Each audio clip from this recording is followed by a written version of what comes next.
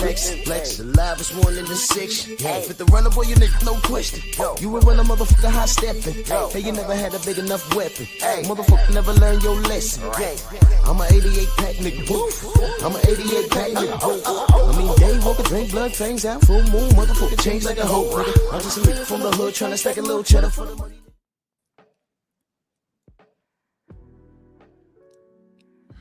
Yeah, buddy. Yeah, buddy. Lightweight. Lightweight, baby. Drew Titan Bronx on deck. Shout out to the mighty LDBC. Do y'all know what today is? It is indeed Funky Tuesday.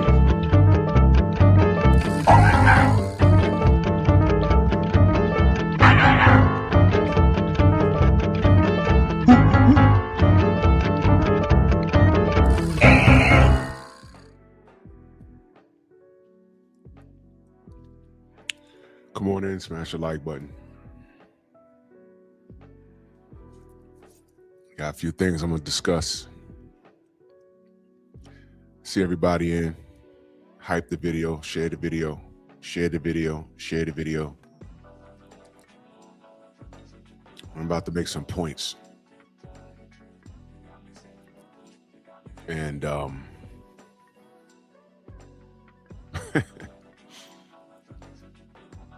I want the YNs, or the grown adolescents with YN mentalities, I want y'all to pull up and have a seat. I'm gonna show y'all something. If y'all are open to having a conversation or open to learning something, you know, see the problem with these kids today, or these adults that aren't fully developed mentally. The problem with y'all today is that you're afraid to admit when you do not know something. And when somebody who does know what you don't know points out a discrepancy, a disrespectful one at that, y'all have used this term called hate. You don't know what hate is. That's why I asked these clowns, do you hate yourself? Y'all have no idea what hatred is. Y'all have no clue. Y'all have no clue. And what's wrecked is you don't even want to listen. Your ego prohibits you from accepting when you have something wrong. I've seen these clowns literally get on my platform and lie. I repeat, lie about their association with professional boxers or their teams. I put out that short video. Listen, there's some comedic value behind that, but y'all do understand that that's sad. That was a grown man lying about his association with a fighter that he's infatuated with. Do y'all understand that that's like that is a tragic and ridiculous thing to do? That fella's at least in his 30s. And I let these people onto the platform so y'all can hear them. We're not exaggerating. We're not making this up. This is a real thing. And this is what we deal with. And then, you know, you got other men, grown men with multiple children from multiple women that get on a platform and will argue you down in defense of a fighter.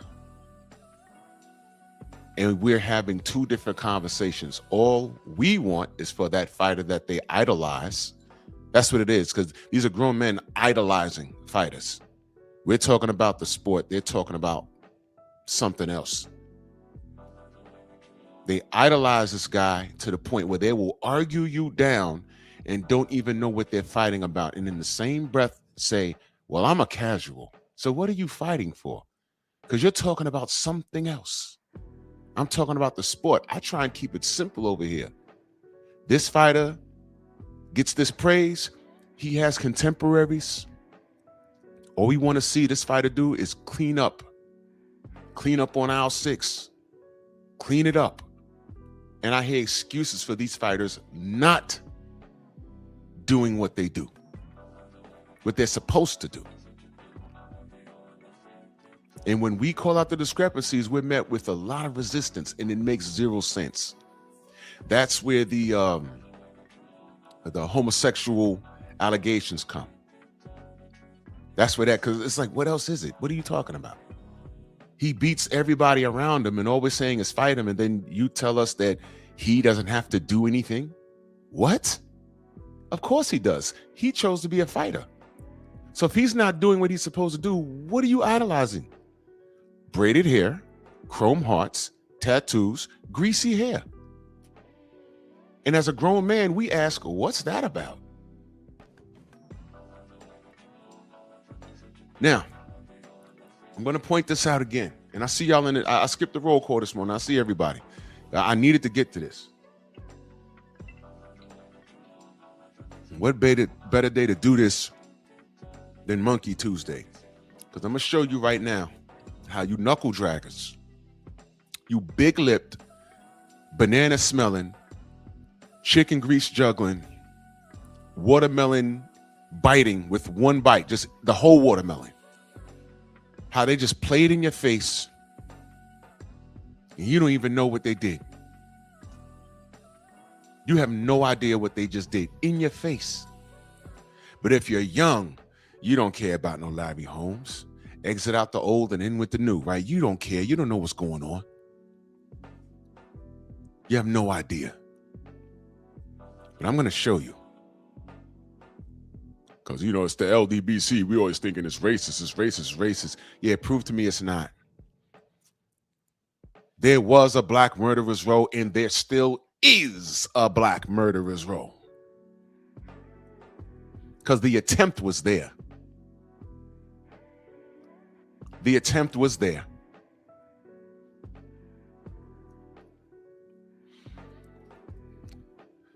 I told you guys, this Inui kid, I already saw this before. I've seen this before. Drew, what do you think about annoying in the way? That's what I call him, annoying in the way. And I said, whatever. Well, what are you doing? What do you mean? He's collecting belts, and I'm like, okay. Yeah, all right. Talk to me when he hangs up his gloves, and I'll evaluate him. Don't ask me about his place in history right now. I'm not doing that. I'm not. Oh, but he's a champion at 105 and 110 and 115. But okay, there's 3 pounds separating all of those weight classes. Those guys could starve themselves to make 105 and then eat a turkey dinner and be 115 the next day. I don't care I really don't.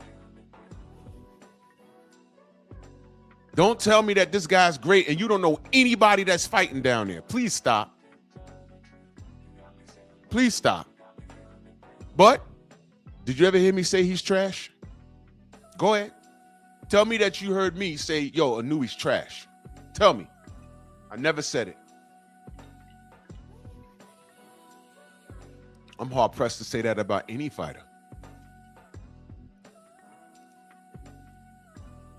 You never heard me say it. My brother Trill Will in that super chat, much love. He says, show love where you get love. Salute, big bro. Keep teaching. I'm on the job. Salute to you. Stormy, I sent you a link, brother, if you have time.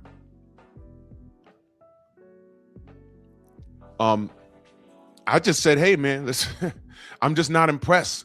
You know why? I understand the machine. We've seen this before. Y'all remember Chocolatito? Were y'all around for that? Y'all remember when he was #1 pound for pound and everybody was talking about him? Oh, here comes Showtime. Oh, Chocolatito. And I'm like, who the F is this? I'm like, here we go. And I didn't say anything. You never heard me say he was trash. And I'm watching him fight one night. I'm like, oh yeah, he's skillful. Yeah. I'm watching him fight, and he fought a guy named Sarung Basai. Go watch that fight, bro. Go watch that fight. You know what happened, right? Slept him. Now here's my question. Who the hell was checking for Sarung Basai?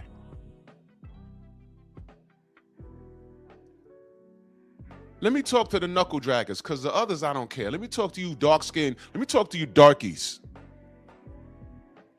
Y'all are so quick to hop on these bandwagons. Y'all don't even know why.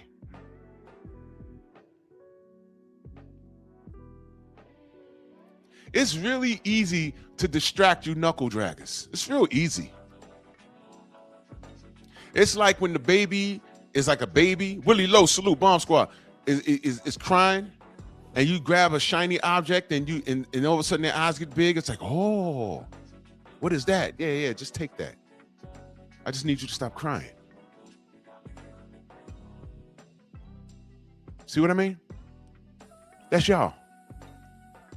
Y'all are easily distracted. Easily distracted. Easily. And then they feed you these statistics and you regurgitate it. You don't even know if this is true or not. You don't know. You can't just tell me any old thing. You could mention it and I'm like, okay, let me get back to you. I'll look it up myself. And they do this with black statistic all the time. Didn't Oprah Winfrey made a 35-year living off of degrading black men to the point where when the information became easily accessible, she couldn't lie about it no more. You remember when black fathers, black men are either dead or in jail? We knock up chicks and don't stay home. Turns out, and I'm looking around, I'm like, that's not men in my family. Where's she getting this from? Maybe men in my family are just special. No, guess what? She made it up. It was a half truth. Some of it was true. A majority of it wasn't. The rap music didn't help either. So they put that on a pedestal. And the real black men doing real black things fell to the wayside. 35 years later, she's backtracking on the shit she said, but the damage is done. And this new breed of modern women were raised on that tone. And it's hard to deprogram that. You can't.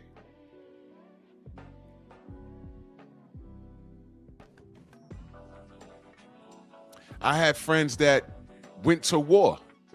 And the ones that made it home, they told me some weird stuff. I couldn't believe what I was hearing. They said, yo, do you know we had to watch children when they walked by our Jeeps and stuff? I said, why? They had guns? He said, worse, they had bombs on them. They would walk up to us and hug us and then explode. I was like, what? He's like, I swear to God. I said, what? He said, yo, when you're raised to hate a certain people, from the womb, you're taught, hate America, hate America, hate America. And you will sacrifice yourself in the name of Allah. And when you die, you'll go to heaven and you'll get 42 virgins and a crap load of goats. And you're taught that from the time you was an infant to the time you're 15 years old. That's just what you believe. So they're walking up to the military. Hey, I need some food, and they hand them a canteen. Next thing you know, the kid blow up. Take out 3 soldiers. That was happening. I couldn't believe that. I was like, what? He said, I swear to God, bro. Swear to God. I didn't even, bro. I'm so glad I chickened out, bro. I'm so glad I chickened out. I can't fathom that. But I brought that up to say this. These kids and these grown adolescents that just decided to watch boxing in the last 2 years, 3 years, I say 5 years. Y'all not even watching boxing. Y'all are watching Y'all are watching cock. Y'all are watching cock. That's what you're doing. Now, good morning, Stormy. I'll pass it to you in a second.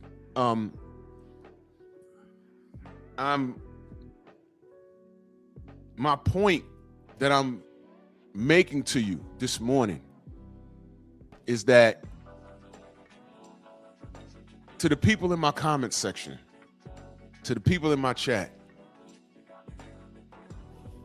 I say this all the time. People have to qualify to talk boxing with you. I will have a conversation with a casual who's willing to listen and understand and ask me questions when they don't know something. I'm no longer in the business of talking to casuals who want to argue with me. When I told y'all when I was younger and I would buy these the magazines that were in touch with the music culture, the black music culture, all the girls wanted out of my magazine. They didn't care about the latest album coming out. They didn't care about who's going on tour and the producers and things like that. I cared about that. They wanted those pictures.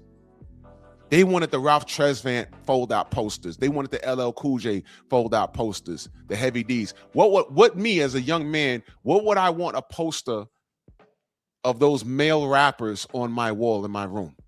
Why would I want that? No, it's not for me. It's for them. And I would give it to the girls. This is how I see these grown-ass men fighting on the behalf of guys like Mellow Yellow when you got things like this really happening. Now, Drew, what am I talking about with this annoying in the way?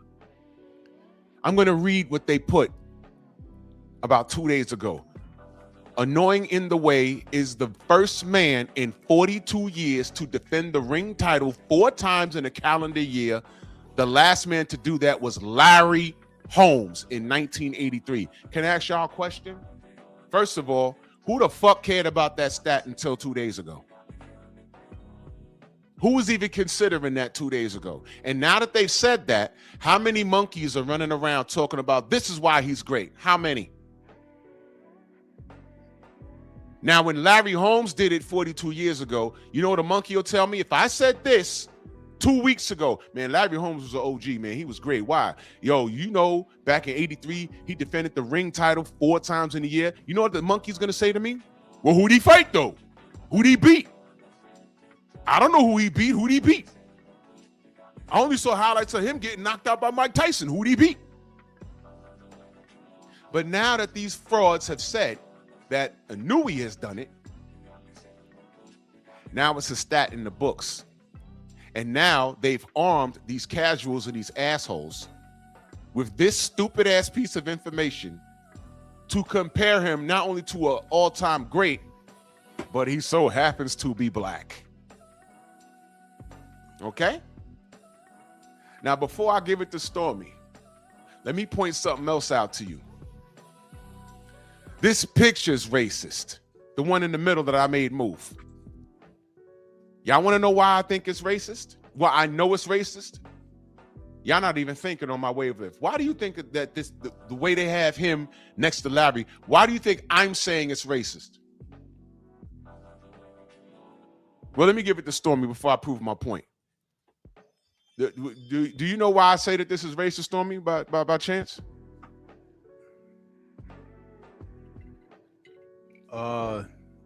This picture, your animated picture, why it's racist? Yep.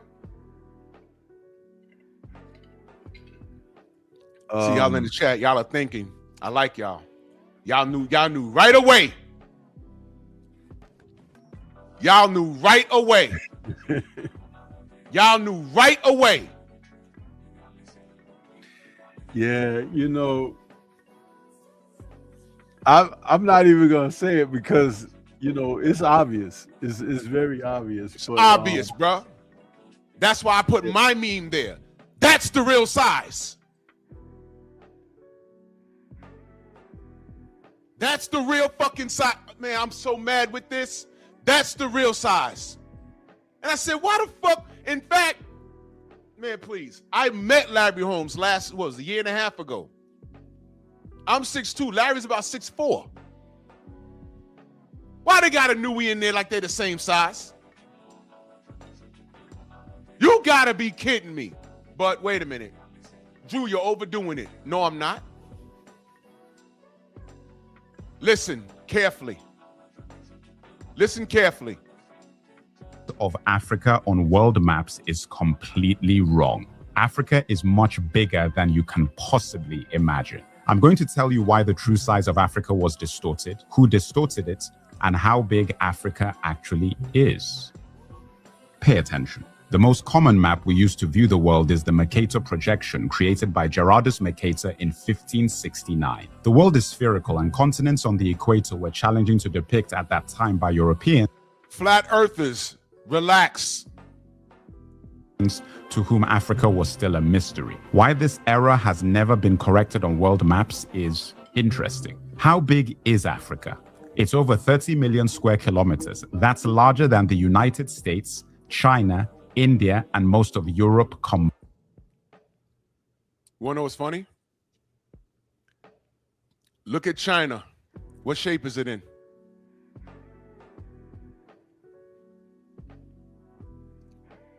Why the fuck did they put China in the United States of America shape?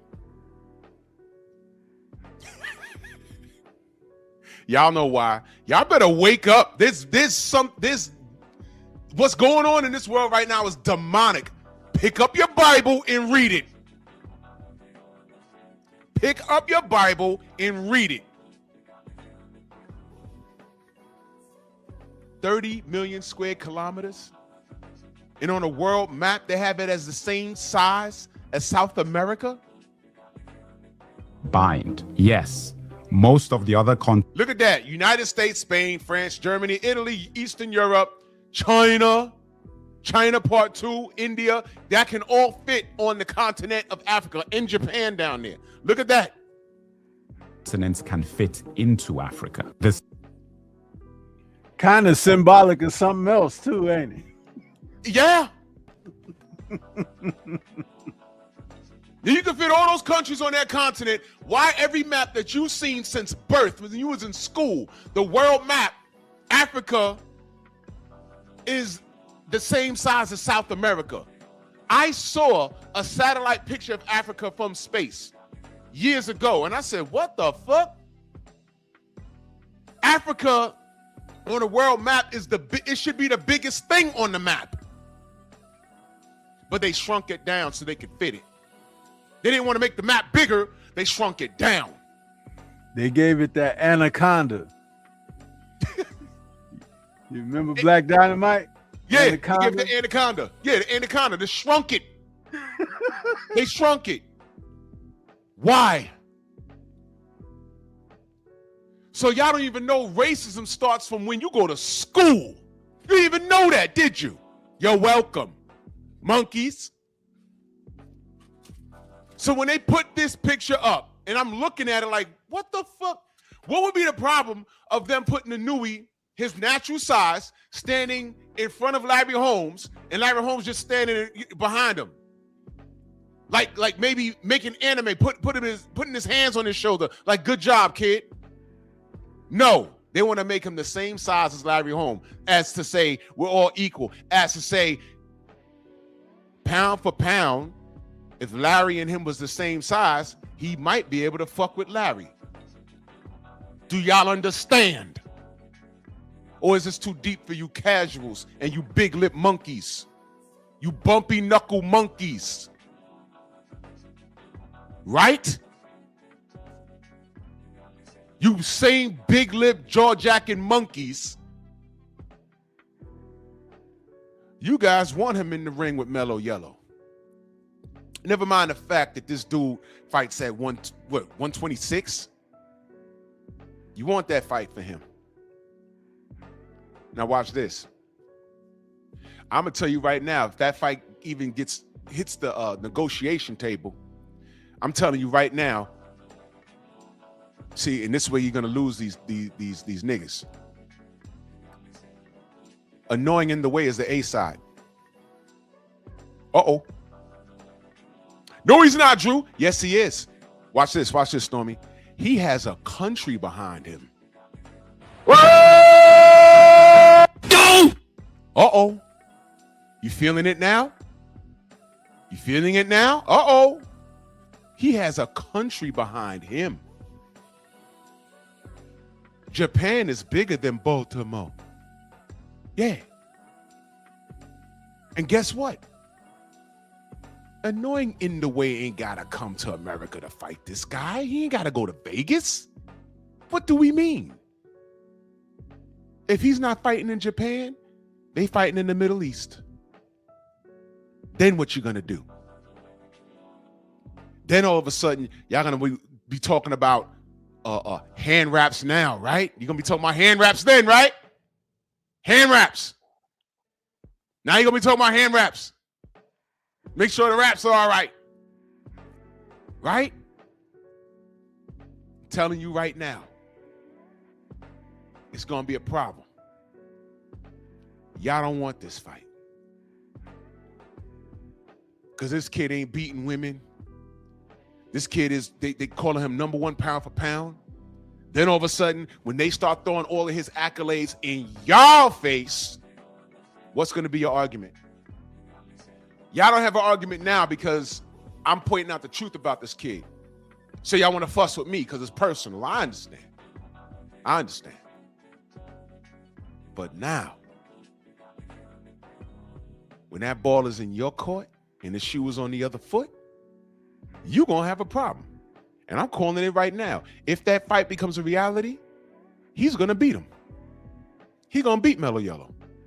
He's going to beat him. Ain't no way. He's going to beat him because Annoying in the Way has the entire world machine behind him. This right here sealed it. And this is why I don't fuck with this kid. This is why I didn't fuck with Lomachenko. This is why I didn't entertain on Chocolatito bullshit. I didn't entertain it. This is what Triple G, I didn't entertain it. I knew they couldn't wait to do. They were trying to find something to put this kid on our level. And I'm talking about black fighters. I don't care about those booger weights. I don't care about anything. They needed something to put him on our level. I don't hear them talking about, hey, man, you know, Gary Russell, 126. So, you know, I don't hear them talking about that. Somebody dug up this stat, and by the way, we don't even know if this is true. I haven't researched it yet. Because they say a lot of weird shit. They couldn't wait to put this kid in a category where he could be compared to a black fighter. And y'all will never understand why this right here is a spit in the face. You casuals can't tell me anything about Larry Holmes. But because these guys say it, you take it as true. The continent of Africa is the biggest continent on the world map. Larry Holmes is 6'4". Annoying in the Way is about 5'3"? And in this picture, he's bigger than life. Standing right next to an actual all-time great. Larry Holmes has been in there from the likes of Mike Tyson to Muhammad Ali to Ernie Shavers 2 times. Who the fuck fights Ernie Shavers 2 times? Here come the casuals. Who's Ernie Shavers? Man, shut up. He did it twice. I don't know how this man got up when Ernie Shavers hit him clean. Back then, getting hit clean by Ernie Shavers was equivalent to eating a clean right hand from Deontay Wilder. The difference is Larry got up and watch this. Stormy, wasn't that like round 14? What round was that? I think that was like round 7 or 8. When, 7 or 8? I don't remember. And he finished the fight? Yep. Y'all have no idea. Y'all have no clue. Ernie Shavers was punching like George Foreman, bro. Y'all have no idea. Larry ate that, and the fight was supposed to be over. Larry got up and finished the fight. Mind you, he was fighting when it was 15 rounds, bruh. Get the foot, man. Stop it, man. There is no comparison. Now, I'm going to research this stat. But my thing is this. I wasn't thinking about this stat at all. But now it's a stack. And now the annoying in the way fans, now they have something to hold on to. And now when you challenge them on this, they're going to make the comparisons. Well, how many times was Larry undisputed? And who did he beat in that 4-year calendar? What was their resume? What was their... Man, shut up, bro. I'm not having this conversation. That's why I'm killing it this morning. Larry Holmes was a heavyweight champion. And if you fought 4 times in a year as a heavyweight champion, that's something to be honored for.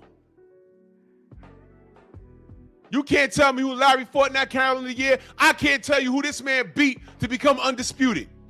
Because no one cares. This kid is built. Stop sick and duck. Todd French in that super chat, he says, Cook, Drew, this dude not only was stacking, that's one thing, but he was double stacking. How has non-moral ethical conduct being accepted these days now? Wow. Larry never stacked. Larry never stacked.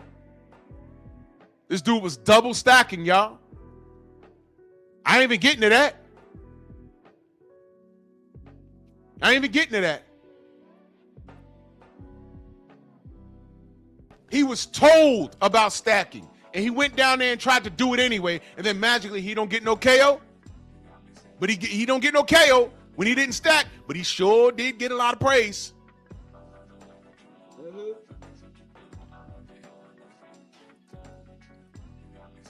Let me try and find. Go ahead, Stormy. Let me. I gotta look for something real quick.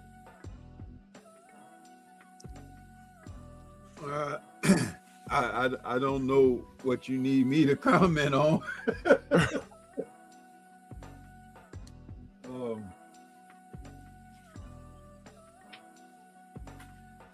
Listen, man. They've always looked to our fighters, our champions, as the standard bearers. When someone wants to have consideration for measures of greatness, they've always looked to our fighters, our people. But they don't want to acknowledge our greatness. But anytime they seek to tell you someone is, they grab one of our fighters and tell you, oh, I haven't seen anything since the likes of so-and-so. Yep. They never go to their own fighters of their own cultures and ethnic basis. Never. Never. I've been talking about Bam Rodriguez being one of the best Latin fighters I've seen since Salvador Sanchez. I've been the only one to say anything like that. Now, there's another fighter who was equally as good in regard, but I went to Salvador Sanchez on purpose because I just wanted to see if people would pay attention. And guess what? They're not. Mm-hmm. Because the other fighter that I would consider would be Ricardo Lopez. They don't even know who that is. But this is when you study the sport, when you research for yourself and find out. It's unfortunate that Salvador lived a short life because he passed away tragically in a car accident, and he was only like 23 years old. But in his last title defense, he defeated a man who would go forward in boxing and be profound enough that he developed the name The Professor and was a rival to anyone on a pound for pound list. And that was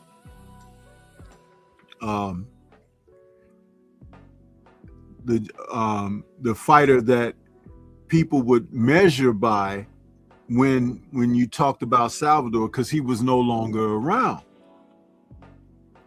And people still don't even know who Salvador Sanchez was and what he was able to accomplish. On the flip side of everything that he was doing, there were fighters with outstanding knockout records. There were fighters that were outstanding in being able to box, lose a fight, come back or whatever. But against Salvador, he picked you apart, and there was like no reason to even consider a rematch with the man. Jesse Bam Rodriguez is doing some similar things at those smaller weights, much more worthy of acknowledgement than this guy. That's right. But it's amazing how they do this stuff, because this is a part of this what is it? DNI, DIN? What is that? DEI. DEI. Yeah, they're doing that because this is what the focus is now. That I stands for inclusion. They want to include. They want people to be a part of something. But guess what? Being a part of something. Remember this participation trophy? Yes. You see? Yeah. You see? Now, where are we since that originally was introduced to our social consciousness? Think about that. These are the children that are now adults. That's right. But when they were children, their parents were the one that formed this ideology, participation trophy. Why can't my son be included? Do you remember when you were in grade school, from kindergarten going to grade school, you didn't graduate? They got kids graduating from the natural transition in life now because they want to make it feel like it's an accomplishment. That's right. It's not an accomplishment. It's a part of what's supposed to be with your process. But because you still had those who couldn't make the grade with that, they had to find a way. Do you remember you used to have, they kept attendance records in school. And when you had perfect attendance, there was a merit for that. You got some kind of acknowledgement and everything for the calendar year. They did away with that because you had so many misfits missing class, parents who were too lazy to get them up and take them to class and everything, and they didn't want to shame anybody. You're supposed to be ashamed that you don't take your child to school. That's right. You're supposed to be ashamed that your child doesn't apply themselves in school. And when they really seriously had drawbacks and setbacks from a mental standpoint, there were special classes for those people. Then you ended up having people who didn't have those drawbacks and setbacks getting placed in those classes because they weren't applying themselves. Think about that. Just because you're not trying. So they do away with that, and then they make sure that, well, Johnny gets a trophy and Sally gets a trophy and everything, but Johnny can't even spell his name. But he could curse with fervor because that's all that happens in his household. He could tell you to suck on things that anatomically that children shouldn't even be talking about. That's right. But he can't count to 20. He doesn't know how to read out of the most basic of books.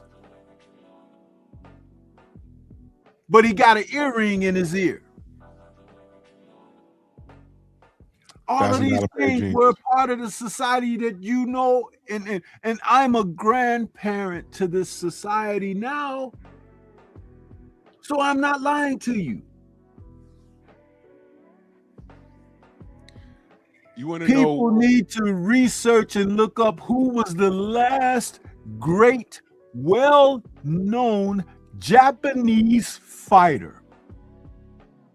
and find out how many years ago, how many generations ago that fighter was considered elite and the top of the class in the sport of boxing.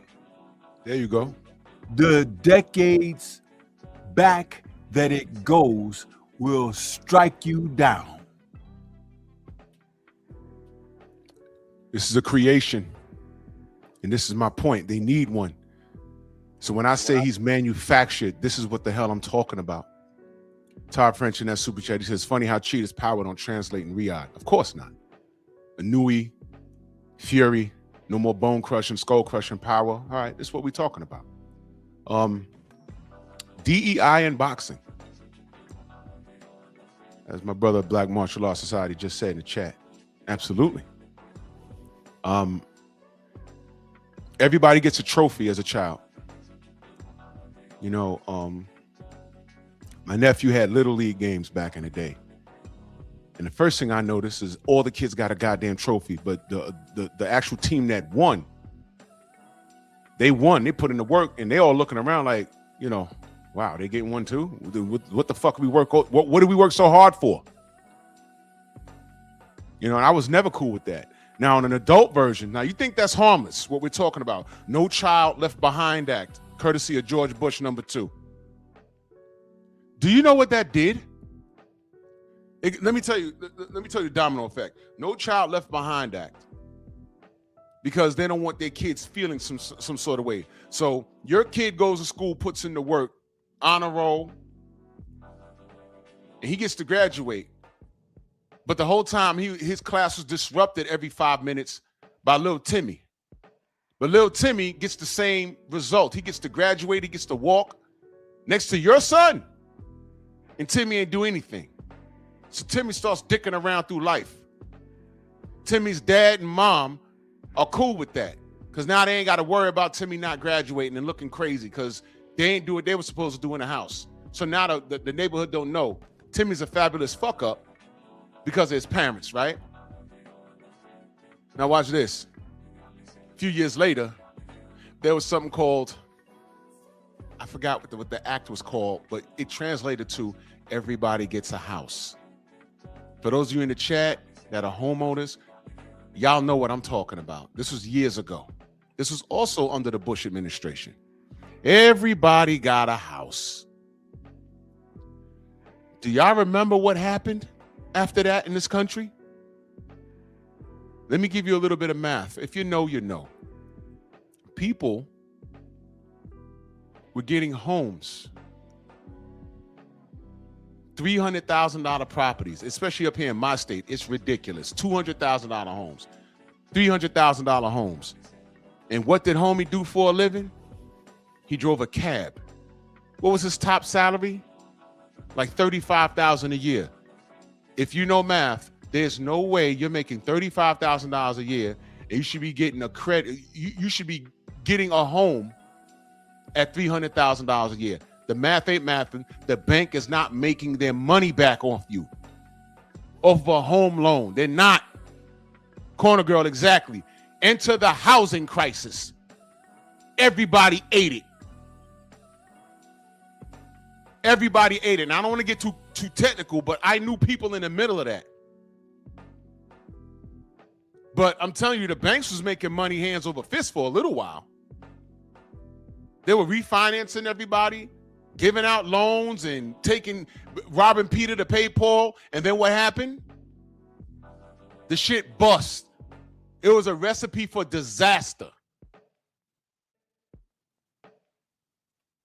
And it turned into the housing crisis. I ain't gonna get too deep. Y'all do y'all research on that.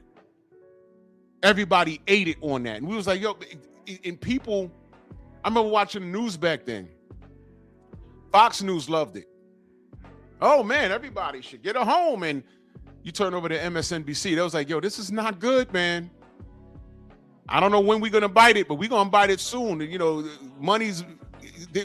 this is not for real, man. We're gonna hurt ourselves. And what happened? We had the housing crisis. Just look it up. Just look it up. It was bad. That's a direct result of giving people. helping people feel good instead of doing what's right. If you can't afford a home, get a better job.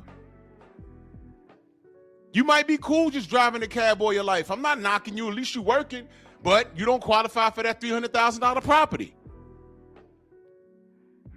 You might have to live in a one-bedroom apartment all your life. Maybe that's your destiny. Whatever.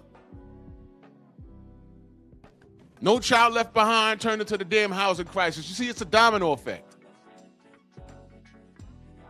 There's a lot of these bum-ass dudes walking around my borough right now. Well, I'm about to get me a house. I'm about to get me a house. You know what happened in 3 years? They couldn't afford the house.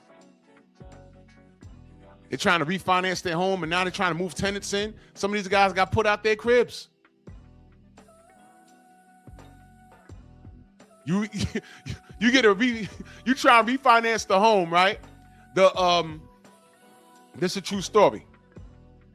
Refinance the home, right? You get a loan from the bank. Refinance to mean the bank gives you bread and you borrow from the equity of the home, right? They cut you a check. It could be a big check. What Katz was telling them to do, yo, look, you got like 4 bedrooms. You got a basement apartment. You know, all you got to do is do some major, well, you got enough room in the basement to make it an apartment. You know, my cousin Vinny is an appraiser. I'll just send him over there so he could check it out and say, hey, man, this is a legal apartment. You know, you're a little short on the footage, but I can make it an apartment. You know what I'm saying? What you need to do, though, is rent out the basement and the first floor and charge this amount, and boom, you could pay your mortgage with one apartment pays the mortgage, the other apartment you pocket in the money. You cut these niggas a check. Y'all want to, true story, y'all. Y'all want to guess what these niggas did when they got the check cut from the bank? Instead of taking it and hiring some people to make the basement apartment an actual apartment and the first floor apartment livable, what do you think these niggas did? Don't you know these niggas went out and bought cars? Bought some gold chains. Yeah, bought some gold chains, went on the cruises and shit. Before the cruises became a thing, because for a long time, black people didn't think we could do the Love Boat. That's still new to us. These niggas went and niggered themselves out, gold teeth, gold chains, Lexuses, and then they called a bank back in 6 months. Hey, man, I need another loan. Huh? I just gave you a loan. Your equity was X amount of dollars. What do you mean? Oh, yeah, well, you know, I bought the car in mine. What? You were supposed to take that money and get your house fixed up to rent out 2 apartments. What are you talking? I can't do nothing for you now. They lost the home, but they got their Lexus. They got their Mercedes. And they can trade the gold chains in for some handcuffs. That's right. That's right. Don't tell me what your priorities are. Show me where you spend your money, and I'll tell you what they are. I know this because I was working with Sterling National Bank on a consultant basis at that time. That's how I got put up on game. I watched this shit. They gave me a lead list. They say, yo, this area, do you know about this area? I say, yeah, I know about this area very well. What's over there? And I'm looking at the prices of the homes. I said, damn. I said, well, a lot of those brothers over there, they're cab drivers. They drive school buses. They work at these corner stores, and I mean, not real cab drivers. They were called dollar cabs. So I said, I don't know. And you pulling up their salary. Look at that, $35,000, $40,000. That property's $250,000. I'm like, should y'all be giving them this money? They're like, hey, the president. I said, damn, bro. Well, whatever. So the cold callers and the bankers, they were making money at first. But when that crisis hit, everybody felt it. If you ain't saved your bread, you were in trouble. See, I was already working for the city, so I was like, yeah, all right, y'all call me when y'all fire this goddamn boiler room back up, y'all call me. I said, I'm good. Fuck that. Todd French in that super chat, he said, also, would I be wrong for stating that a true evaluation of a fighter should be in Riyadh season in Riyadh, as the conditions would be close as equal as a playing field. Well, I know what you're saying, Todd, but you know what the haters are going to say?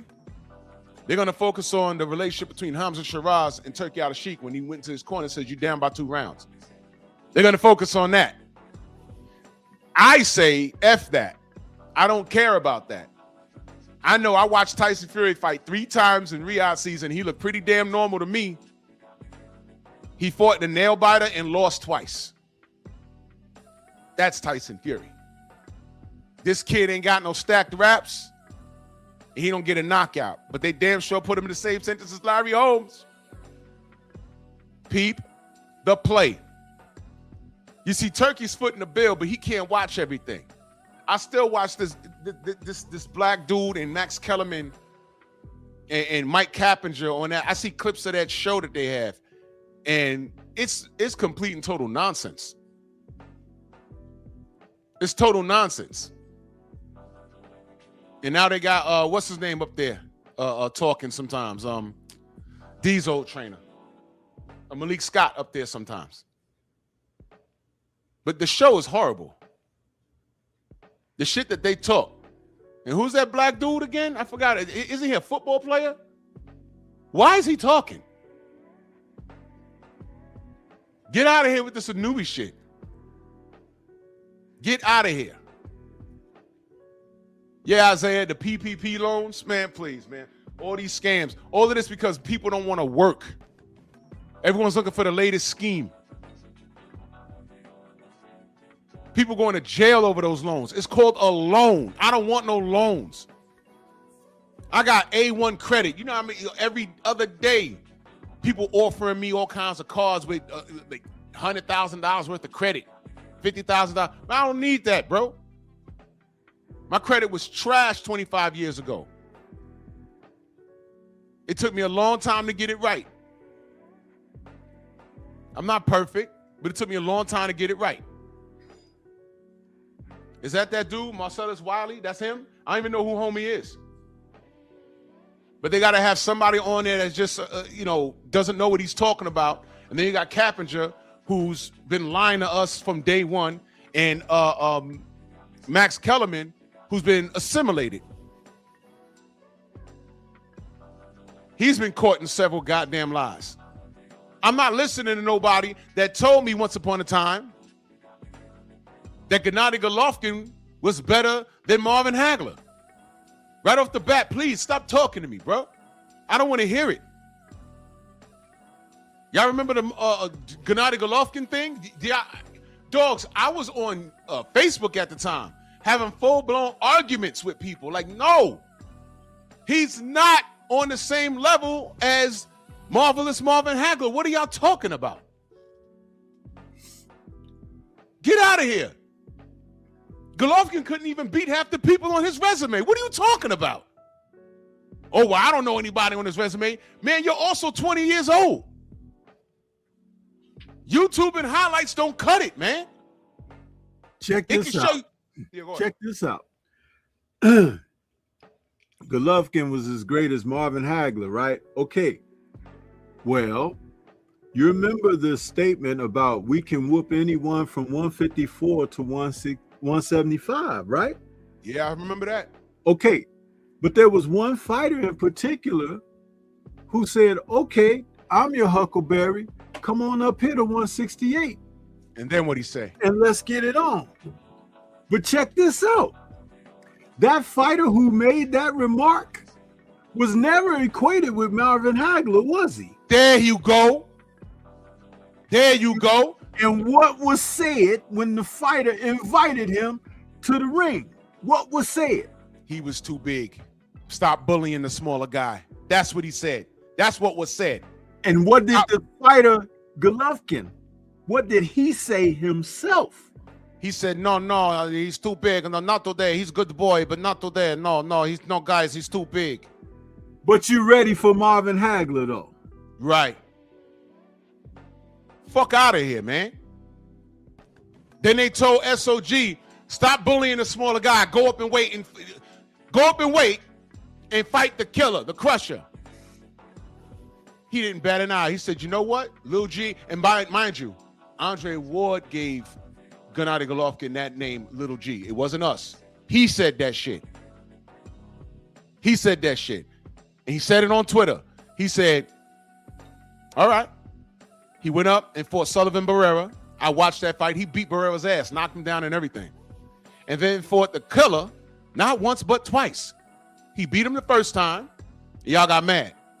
Got up off the floor to beat him too, by the way. Beat him the first time and y'all got mad. Ran it back and stopped him. And then y'all still mad. Told me, oh, he hit me low. No, he didn't. Those were belt line. Those were belt line punches. And Kovalev is weak to the body, period. Stopped him. Now what y'all got to say? I say, man, Andre Ward, he's all-time great. No, he's not. I said, well, he won the Super 6. Oh, that was 1 million years ago. Well, you know it was 2 million years ago? Gennady Golovkin and Vasily Lomachenko's amateur career. Because I swear to God, when these Europeans come over here, they come over here at 30 years old, and they say, oh, they got 1,000 amateur wins. You've been beating on 15-year-olds for like 3 years. And then you come over here, and that's the first thing y'all throw in our face. Oh, he's an Olympian. And he got 1,000 amateur victories. I don't care. Andre Ward fought in the Super 6, and he won. And he was in there with some decent guys. And he beat them, and he won. Don't downplay that and then talk to me about no goddamn amateur career. I'm not listening to you. I'm not listening to you. You guys are ridiculous. This is why I can't stand y'all. This is why I can't stand you. And then you want to say that Golovkin is on the level as Marvin Hagler. These dudes can't. They were waiting. They want this kid to be accepted in history. So, you know why? Because he's rocking the brand of Riyadh. This is the marketing part. And I get it, but I'm just not falling for it. How do we make this kid acceptable to the American public? I say let him do it organically. But the reality is nobody in America pays attention to those booger weights. That's just the reality. I'm not paying attention to this shit. But if he's doing things down there that's great, fine. But he'll never be a rock star here in New York or in Chicago or in LA or in Texas. He just won't be. Unless somebody has unless he has a rival that's American born that can get the size of a pygmy. Those dudes is little. That's it. He will be acknowledged, but when you try and force feed us this bullshit, that's when I put up the resistance and have to call these motherfuckers out on it. This is ridiculous. They have him in here the same size as Larry Holmes and saying that he accomplished something that Larry Holmes did. Larry Holmes is one of the most disrespected boxers of all time. Look it up.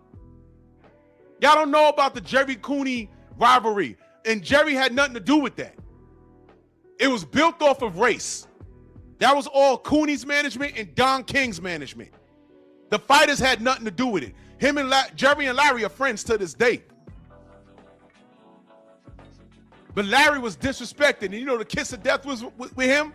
When he said, Rocky Marciano couldn't hold my jock strap. That was a kiss of death for him. White America hated him for that. Because at that time, white America still held on to the hope that there was somebody that could dethrone a black champion. That's why they built off of Jerry Cooney. That's why they tried to get behind Tommy Morrison. And shout out to Tommy Morrison because he openly said out loud, I'm no great white hype. I'm not trying to be that. So salute to him. And the Duke was pretty good. He didn't win all his fights, but he was pretty good. He could fight. He was a quality guy. But he didn't pick up that mantle. He didn't play that shit. So shout out to him. But Larry Holmes, Larry Merchant was one of the people that disrespected him. Had nothing good to say about him. I watched these things. Larry Merchant would disrespect Holmes. I seen him disrespect B-Hop. He disrespected Roy Jones. But Ricardo Mayorga get in there and go upside Vernon Forrest's head and smoked a cigarette inside the building, and he said, "We toast you," while he was laughing. But that went right over your head. You see casuals, don't talk to me ever. My brother Scott Lennon in that super chat, salute to you, brother. He says, big up Drew in chat. Hope you all had a wonderful Christmas and have a blessed 2026. We plan on it, brother. Thank you. I hope you have as well. Thank you so much, good brother. Thank you so much, man. Thank you, thank you, thank you. Renzo in that super chat, salute. He says, it's rinse and repeat for old media and the anti-black fans and casuals. Since Black Americans have been competing, we've excelled and set the standard. 100%. I'm gonna and say they could something. not wait to do something like this. I knew they were going to do that. I said, he's going to do something. And I said this kid's going to do something, and they're going to look for that to compare him to a black champion. But I never thought it'd be Larry Holmes. And this is disrespectful. The picture in that bullshit stat that nobody was even thinking about. I wasn't even thinking about this. This tells you that they had to dig deep. They had to dig real deep. And for all we know, they made him fight 4 times in a year. Why did they make this fight literally the last week of the year? This was the play. This was the play. There's a lot of standards. There's a lot there's a lot of stats that black fighters have set. And they said, what can we get this little dude to do so we can put him in the same sentence as somebody? He ain't defended the WBC championship 10 times. He hasn't done that. In one weight class, he hasn't done that. What else? He's not winning these championships and defending them in multiple weight classes, so they can't give him the Hank Armstrong award. Oh, we can make him fight 4 times in 1 year and defend our title. Who's the last person to do that? Larry Holmes. This is the best they could do. And now let's flip that on its end for a moment. Mm-hmm. Now, he's fought 4 times this year, right? Yep. But nobody really gives a shit, right? Right. But there are other fighters who are supposed to be way ahead of him in the sport. Let's use someone like Shitty Cuz, for example. Uh-huh. Why is he only fighting every 8 months or so? Now, Tank Davis, whom you got a weird fan base out there who really loves that guy. Why is he not fighting more often? Then you have other fighters who want to fight more often, but then the other fighters around them won't get in the ring with him. There you go. Now, the play is this, so that people like this can have a place in the sport. DEI. There you go. You see, I can give you a mirage that comes across as a real ship sailing on the water, but to be honest, is merely a lifeboat struggling to stay afloat. Because if I hold up and bind all of these other forces and elements so that only that lifeboat can be seen on the waters, then that gives the impression that that's the only thing sailing, huh? There you go. Think about this. There's a lot of analogy. There's a lot of metaphors going on with what I just said. But I put it that way because I want you to think about what's happening. When Larry Holmes was defending that title, it was because he wanted to fight, and he wanted to fight the best. And people at that time were lining up because they wanted a world title shot. They wanted to be in there and try to win. And some people thought, even in the infancy of his reign, that he still wasn't that good and unproven. That's right. But he continued to win and win and win and win. So he established himself. But look around us. In the scope of boxing of today, there are only a handful, and we continue to say this on a regular basis, a handful of men who have that type of determination. But the rest of it is being controlled, people. That's right. Al Heyman told the negotiating parties of Errol Spence and Terrence Bud Crawford, I'm not letting anybody touch this fight. That's what he said. Why? When it was the best fight going at the time. It wasn't about him not wanting Errol to lose the belts to Bud, or for Bud, if he happened to win, he wouldn't have any options on Bud. It was that whole thing about control and manipulation, which is exactly why when I pointed out the fact that he sent Prince Charles Martin over to the UK to fight AJ for $9 million, when he could have done the same in-house bull crap that he did a couple of years later and had Martin fight Deontay Wilder, who was the presently reigning heavyweight champion of the WBC, and had a unified title in-house. You see, this is control and manipulation. But to the common casual, it may not make sense. But when you really understand and you break the sport down, you can see what's happening. The DEI is real, people.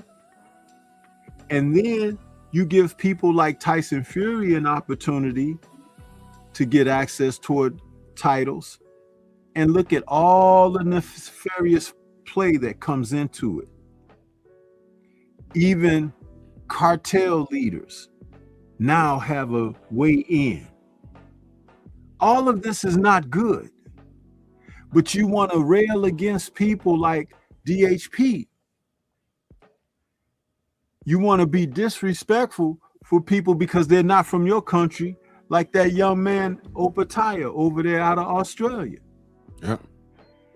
All of these things you're witnessing, and there's no one getting a benefit out of it except for the people who are controlling. Bob Arum said, boxing fans are like rocks. You can kick them in any Direction. That's right. and you allowing yourself to be made proven of his statements. Also, to go backtrack to a moment about Larry Merchant, Don King and his so-called horrible his reputation, that was put out there by Larry Merchant. And people picked up on it and they ran with it. Think about this for a moment. Oh, Don King is a horrible promoter.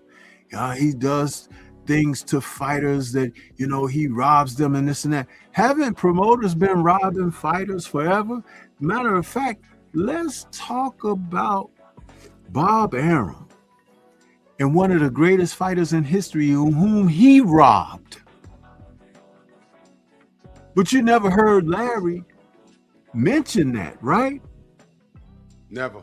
That Muhammad Ali's boxing promoting program was stolen by Bob Arum. And he never spoke ill of Bob Arum being a crook, did he? Never. But he was the one that was investigated by the feds, right? Sure was. So it's interesting, like you said, old media, certain parties who have a voice. And at that time, Larry Merchant's voice was very prominent in the sport of boxing. He was the one that's the cause of villainizing Don King. But guess what? Don King made HBO. when he brought boxing off of network television over to pay television, which was HBO, home box office. And they were doing such great things that Don King said, I'm sick of Larry Merchant. I'm going to create King Vision and I'm going elsewhere with my promotions. That's right. And that's what happened. But see, some of you casuals wouldn't understand any of this because you were too busy being raised to participate where you didn't necessarily belong because of lack of application. See, I can say these things. I've seen, I've been around, I've experienced, and you know something else? That's not even something that I really talk about. But it probably amazed the hell out of you that I've been able to say what I said in this moment, in instance, because I'm aware. Now, all you need to do is go and do the research and you'll find out, well, God doggone it, Stormy B. Man was spot on with everything that he said. Damn right. Mook Styles in that super chat, he says, Drew, I saw somebody in the comment section on Facebook say that Inoue could beat Mayweather. I just shook my head, bro. Bro, this is how they, that's actually a real argument nowadays. You know what I'm saying? This is what they do. This is how they're going to do us. Now they have something to compare this little guy to an all-time great like Larry Holmes. They're going to actually say, well, pound for pound. Now they want to stick to what pound for pound. They're going to want to stick to what pound for pound really means. Like I told y'all, pound for pound, an ant is stronger than an elephant, pound for pound. An elephant can't pull like 20 times its body weight. An ant can. So pound for pound, an ant is stronger than an elephant. They're going to do the same thing here. Well, if these guys were the same size, Inoue would wash everybody. And that's not true. Renzo back in that super chat, he says, for centuries, they've looked for a hope, non-black savior, to end black dominance. The wild part about it is we'll give non-blacks praise all day. As soon as we show pride, we're biased. We're a biased militant group. Yes. And that's why they don't like the LDBC. That's why they don't like us. We hold everybody accountable. We call it how we see it. We support people that are putting in the work. And we got outside entities that don't know who we are and what we represent and why we even exist. They don't even know. And they'll put LDBC in their name, like this fool, James Franklin. The liar, the grown-ass man who's a liar. Capital L, liar. He's supposed to be some sort of the latest LDBC killer. Nigga, you don't even know why we exist, dummy. You want to run around here buff nuts. Your shoe shining balls. You don't know why we're here doing what we do. You have no idea why we even came about. That's why the industry knows who the hell we are. Because we set the record straight, dummy. This is ridiculous. Is your favorite boxing channel talking about this? Because this is a real thing. You know when you'll talk about it, like I said about an hour ago, when they start talking about, hey, I think he could compete with Tank. Tank's camp already said. When they asked him, who would you want to fight next? Who's his trainer name? The head trainer, not Cal or Kenny, the other guy. He said, I like the monster fight, the Japanese kid. I said, here we go. And y'all don't even realize if that fight's even a reality, y'all are gonna be the B side. And watch how y'all get treated. Watch how y'all get treated. And watch them say, yeah, it'll be a Riyadh season event. But I think Tank needs to come to Japan. Then what you gonna do? Tank's the A side. No, he's not. He ain't fought all year long. The last fight we saw him in, it was a draw. But the last time we saw Inoue, guess what? he accomplished something that the great Larry Holmes did. You see how it's going to hit you in the face? You see that? And all of those fans, the Europeans, the Japanese, all the Asians in America, you need to go over there. He has a country behind him. Why can't you go on foreign soil? Devin Haney did it. Uh-oh. And he gonna take his little Mellow Yellow, gonna take his yellow ass over there. And he gonna stack those raps. And he gonna punch, he gonna punch Tank's shit out. And I'm gonna laugh. Mellow Yellow fans, y'all leave this kid alone, Inouye. Leave him alone. Because at this time, he's the A side. He gonna tell your dumb ass, hey man, catch weight, 128. Tank, all you got going for yourself is the answer no. Stay away from this kid, because the fix will be in for you, and I ain't defending you. Nope, you already know. If this shit's a reality, nope. I'm like, yo, look, y'all heard me say stay away from this little motherfucker, right? Y'all heard me say that, right? Tank, stay away from this dude. Because you ain't gonna be fighting him in the ring. You're gonna be fighting the whole system. You're gonna be fighting. Yeah, ask Nonito Donaire what happened when he went over there. They lost his gloves. This motherfucker stacked his raps. All kinds of shit happened. What the fuck do you think they're gonna do with your tattooed black ass? They don't care how slant your eyes is. You ain't them. They're gonna make an example out of you, nigga. You monkey. What y'all know about this right here? Ernie Shaver is one of the hardest punchers in the history of boxing. Now Holmes isn't able to move off himself now. But boom! When I tell you the fight is supposed to be over right here, Trick in the building, salute. When I tell you the fight's supposed to be over, this is a heavyweight bout. Both of those men are over 200 pounds, and he just ate it. The fight was supposed to be over. My pops said I got up and out there because Larry Holmes is my pop's favorite fighter. My pop said I said, what'd you do when this happened? He said, I got up and I walked towards the TV to go turn the channel. He said, oh man. And he said, I let it run and this happened. Now, he got up. He got up. And I want you to understand something. 9 times out of 10, if Ernie caught you clean like that, the fight was over. This man got up and finished the fight. Who you talking about, man? Stop it.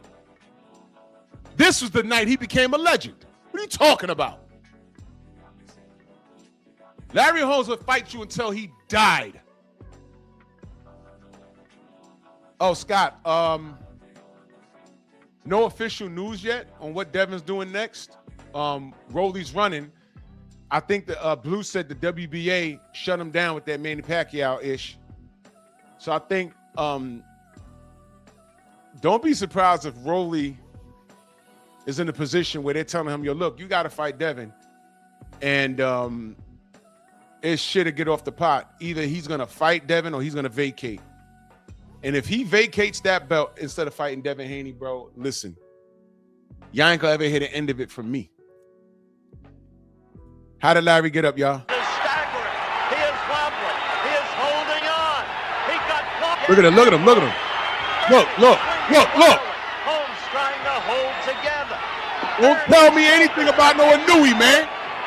That's Ernie Shavers doing that. Holmes defenseless. Look at him fighting back. Holmes. Look. He ended around here. Boom. Dropped his left.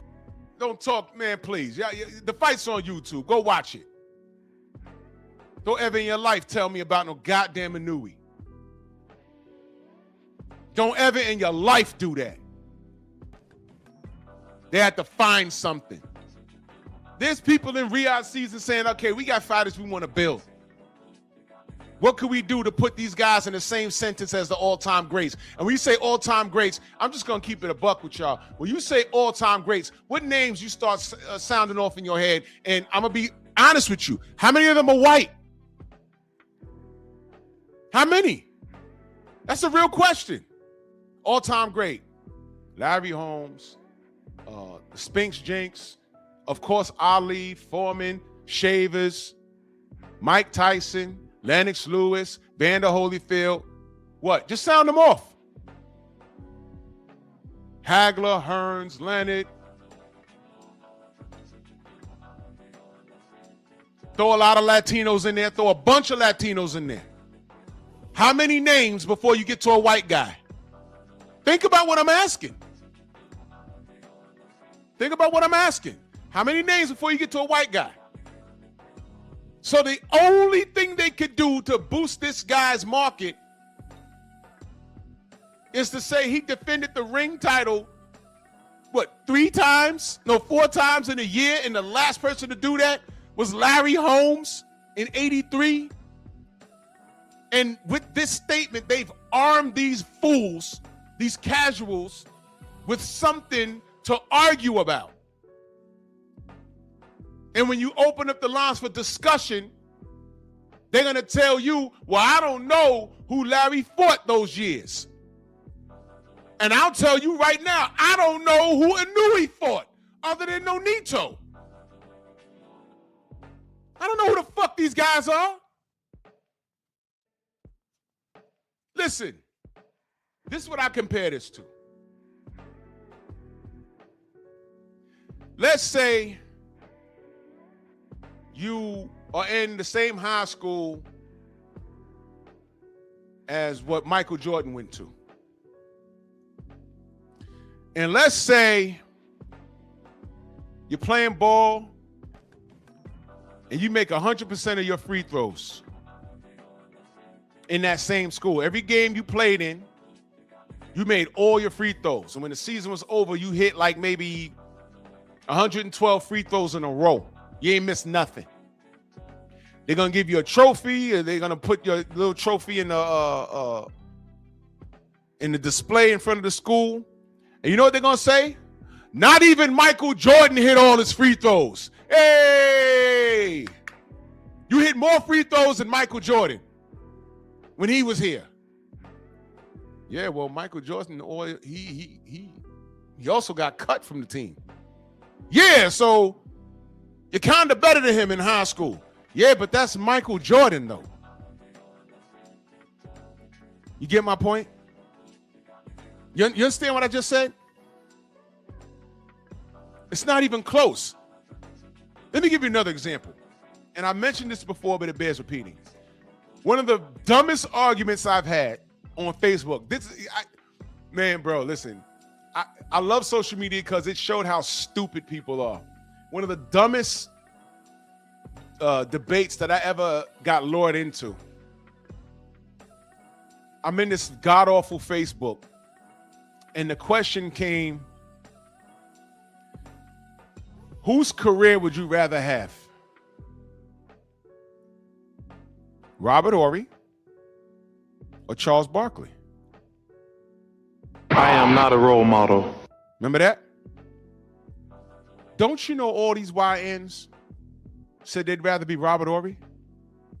And I'm looking at my screen like, what? I said, wait a minute, why? Robert Horry got like 6 chips, right? He got like 6 championships. Everywhere he went, it seemed like everywhere he went, he was winning. I'll give him that. And Mr. Big Shot, he's a quality player. Sometimes he started, sometimes he came off the bench, but he was a killer. He was a killer. If you left him open for that 3, he had nerves of ice. He will J you. The original Rockets team, he was a rookie playing like he was in the league a decade already. Him, Sam Cassell. Robert was nice, but he was not Charles Barkley. And what do these YNs say? Yeah, he had 7 chips. What did these YNs say? I'd rather be him. And I said, why? The rings. Okay. But if you had the last position to fill on a team, and I'm talking about prime for prime, do you pick Charles Barkley or Robert Horry? All these little niggas said Robert Horry. I'm like, wait a minute. We're not even talking about Robert Horry right now. And I mean this respectfully. I just said Robert Horry was a killer. But he wasn't Charles. Charles Barkley's like one of the top 50 all-time greats. Top 50, he's on that list. Robert Horry's not even near that list. He's not even near it. It's not even close. How many all-star teams has he made? You want some YN logic? Okay, fine, let's go here. How many shoe deals has he had? Did he play on any dream teams? Was he an all-star? What was he an all-star ever? I'm asking for real. I'm asking for real. I don't understand. Or do I? I said, you know, y'all niggas just want to pop bottles. Y'all are cool riding at the end of the bench with no playing time, but everyone does the work and you get to pop bottles in a locker room? And they put it in writing. We're about the chips. We're about the chips. I said, okay, so we're having two different conversations. Nobody. To me, it's the LeBron Jordan comparison. There is no comparison. There's really none. That's why I don't even entertain that debate, because it's silly to me. It's silly. Charles Barkley, Robert Horry. What are we talking about? Oh, y'all like to party. Y'all like to pop in the bottles. Y'all don't want to do no work. Y'all want to sit down and fake it till you make it. And I'm not saying that Robert Horry is a faker. He was a killer, but he wasn't Charles Barkley. Charles Barkley was different. Y'all talking about championships. One of the major reasons why he ain't got a chip was because of Michael Jordan. There's a lot of Hall of Fame players that ain't got chips because of Michael Jordan. Stockton Malone, Patrick Ewing, Charles Barkley. Clyde Drexler got lucky because Mike left for 2 years and he hooked up with Akeem Olajuwon. But if he fucked around and stayed in Portland, he was about not to get one.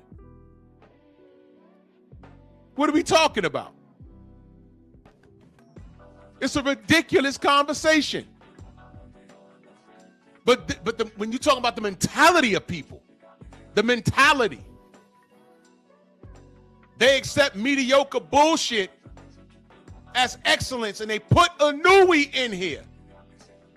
I don't care what he did in those lower weight classes. I watched you have trouble with my brother Nonito.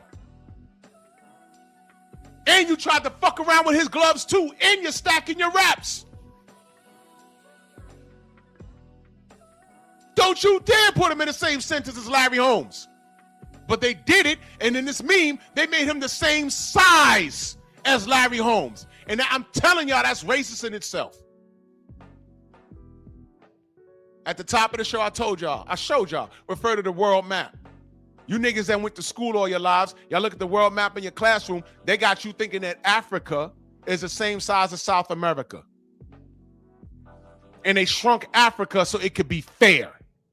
That's what they did. But they also told me when I was a kid, Africa's so big, you could put the United States inside the continent of Africa 3 times. And I said, well, that don't look like right on the map. I've said that since I was a kid. I'm all grown up, and my boy who worked at NASA showed me, he sent me a picture. He said, this is how Africa looks from space. I said, look at this shit. It takes up half the planet. How?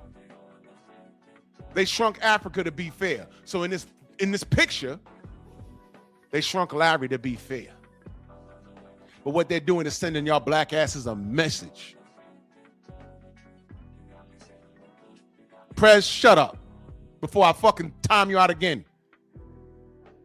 Again, see what I'm saying, little nigga? You pull up late and you miss the entire conversation. And you just gonna blow past what I said about my brother Nonito? You're gonna blow past what I said? When he landed there, they fucking hijacked his gloves and tried to give him Inouye's second pair. And then this little motherfucker stacks his raps. We're gonna blow past that? What are we talking about here? And you see, it's things like this. People like Press is who the system caters to. Because no matter what I said for goddamn an hour and a half, he's still saying that. When Nonito was in his prime at the top of his game, they never did this. They never did this. Ever. Ever.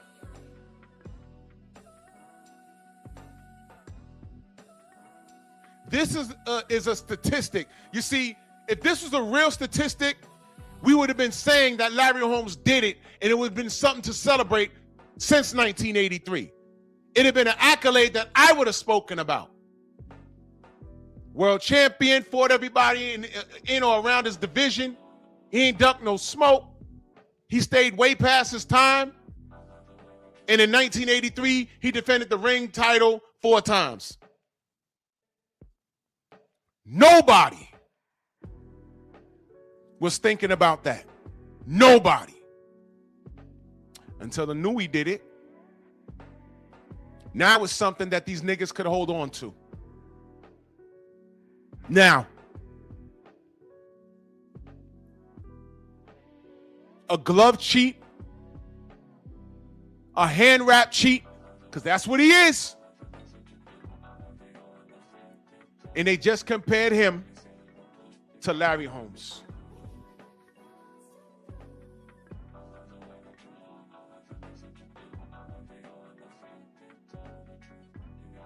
This is what I'm talking about.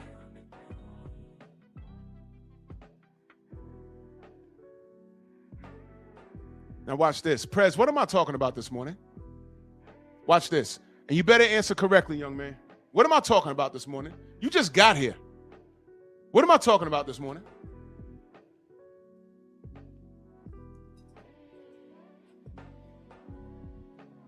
Answer quick, man. Because you typing fast when you're arguing with people.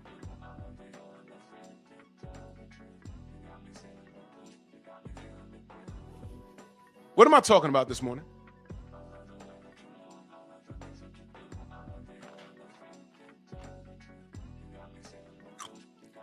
You did the same silly shit yesterday. You did the same silly shit yesterday. You keep doing this. Are you learning, man? I'm talking about a Nui and Holmes. In reference to what? I'm not talking about the statistics, young man.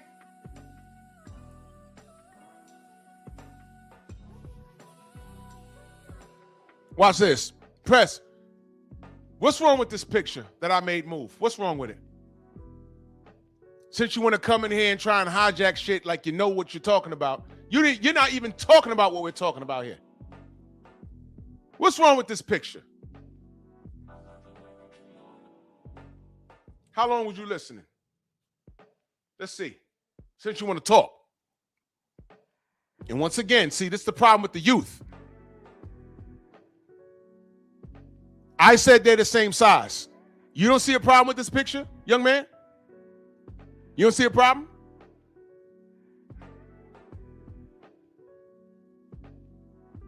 Yes or no? You don't see a problem with this? You see, these young people, they don't understand symbolism. They think the world is black and white. When I say black and white, I don't necessarily mean the races. Hold on, y'all.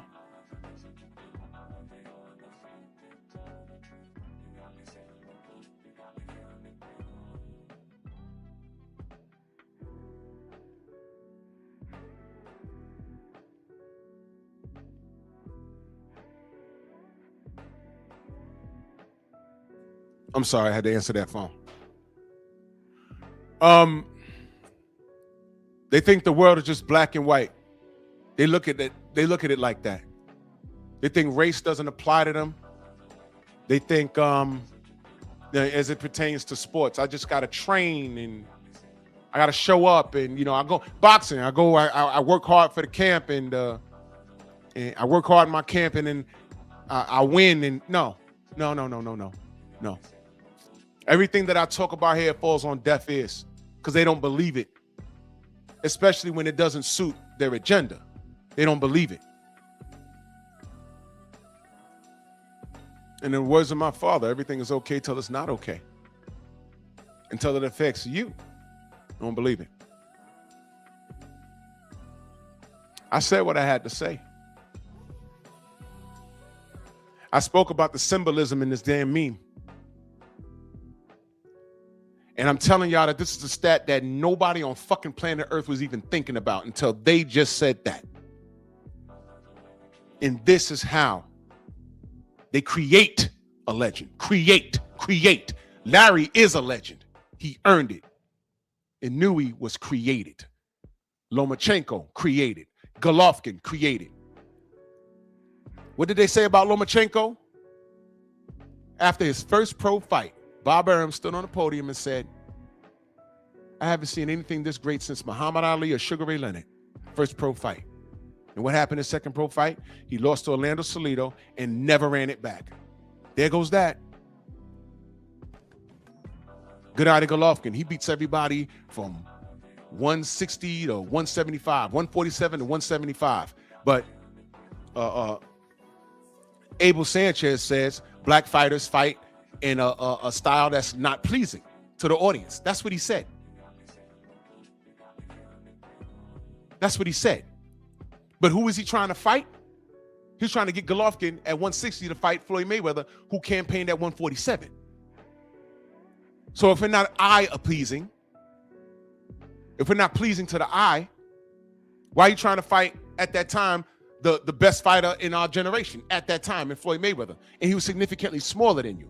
And people were calling for that fight, not because they felt Golovkin was great, but they knew he was bigger. And Floyd would be at a disadvantage. That's what they said. Right in our face. They played right in your face. And a lot of knuckle draggers did nothing. And then enter Andre Ward.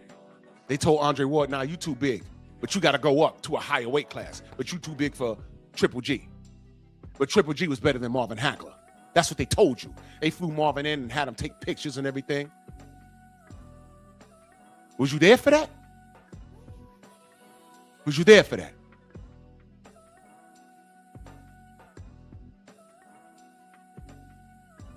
Oh. Enter Tyson Fury. Do I need to go anywhere else with that?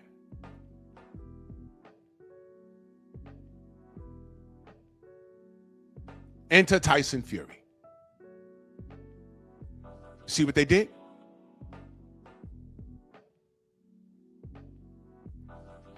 The problem with you young niggas is that, again, I said at the top of the show, you're afraid to admit when you don't know something. And when someone's trying to educate you, you get offended. Instead of saying, hey, man, I don't know. I don't know. I didn't realize.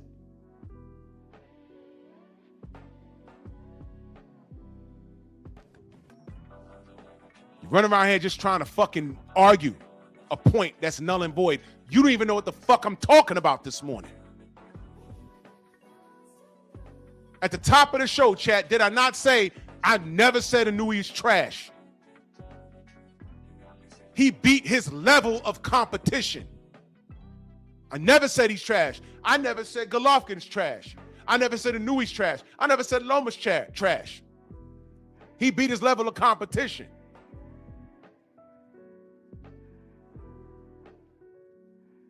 But when they run up against their kryptonite, or popular demand moves them away from their kryptonite, then what?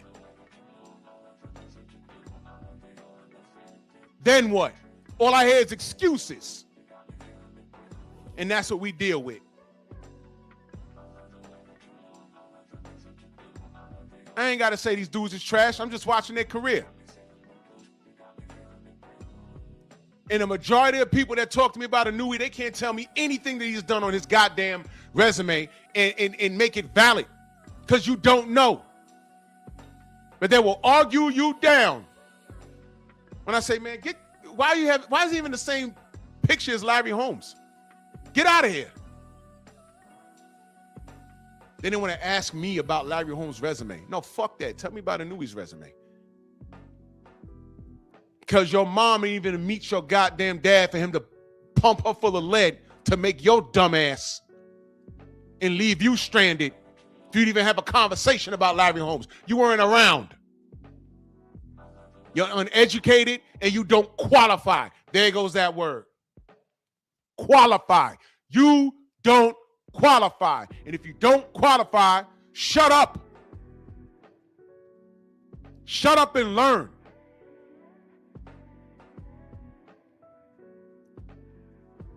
Same niggas bigging up Champside, my brother Champside, about his Black Murderers Row.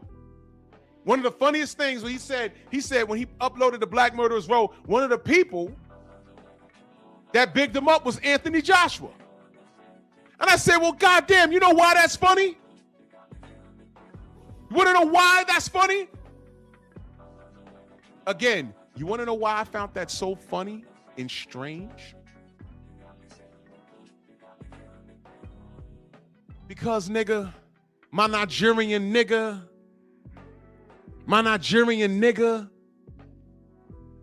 you froze out your brother Deontay. You was the A side in every direction. You made the call. You could have had that fight at least 3 or 4 times by now. And you stood in that ring and said, we'll freeze you out. And I'll be damned. That's not something that fighters are supposed to do to each other. That's not something black fighters are supposed to do to each other in particular. Well, I'll be damned. But he did it. And you want to big up Champside's documentary on the Black Murderers Row? And here you are in the 2020s actually doing that? How dare you?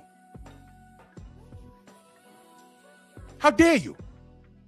That's just as ridiculous as a pastor preaching a good word in church and he's fucking everybody's wife. Something that I've seen with my own 2 eyes. Marriage counseling, he's supposed to have the couple in there. Why are you only seeing the women? Oh, Sister Judith and Sister Ann, how they pregnant? Oh, that's his baby. Wow. Contradiction, ain't it? Contradiction, ain't it? You cats can't talk to me. You YNs can't talk to me.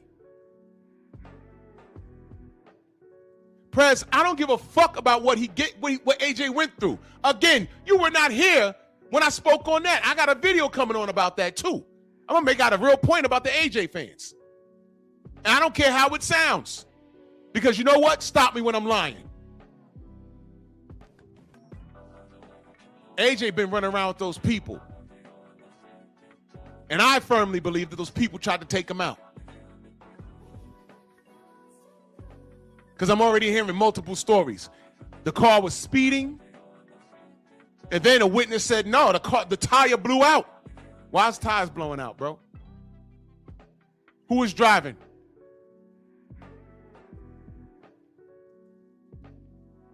Coincidental, man.